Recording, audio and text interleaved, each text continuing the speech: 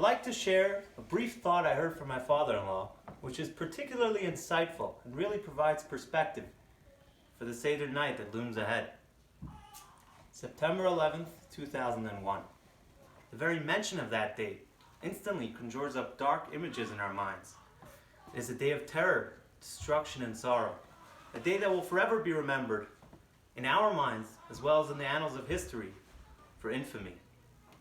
We all can relate the exact details of the day, and we all know where we were when we heard of the shocking happenings. But imagine one were to encounter a first responder who was actually called to the scene, and he'd begin to tell you his whole drama and tale of his survival and his experience. He'd start telling you where he was when the South Tower fell, how he managed to escape, and when the North Tower fell. Few details would be new to you, but you wouldn't stop in the middle and say, "Oh, I know that already." Why? Because it's a personal story. And when a story is personal, it's that much more exhilarating and thrilling and interesting to listen to. A personal story always has an added dimension of excitement. On Wednesday night, we will sit at our Seder table as kings at a table adorned in its finest, surrounded by our most beloved ones. And we will recount the story of our history. But make no mistake about it, this is not the story of our history. This is a story of our present.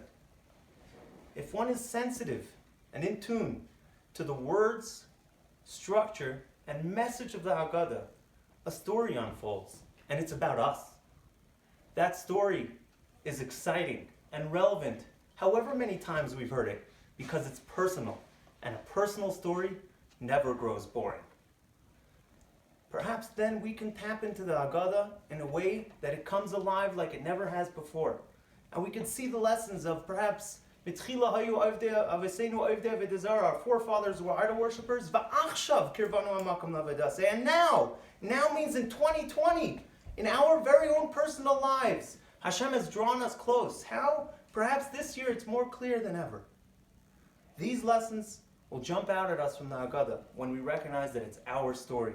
And then we will have fulfilled the directive of the Haggadah, of Chayiv Adam Liris Es Atzmai Kilu Hu Yatzim Mitzrayim. Every individual is required in every generation to view himself as though he himself exited Mitzrayim and was from those who left that bitter exile. May we all merit a wonderful, uplifting Pesach, replete with spiritual satisfaction and joy.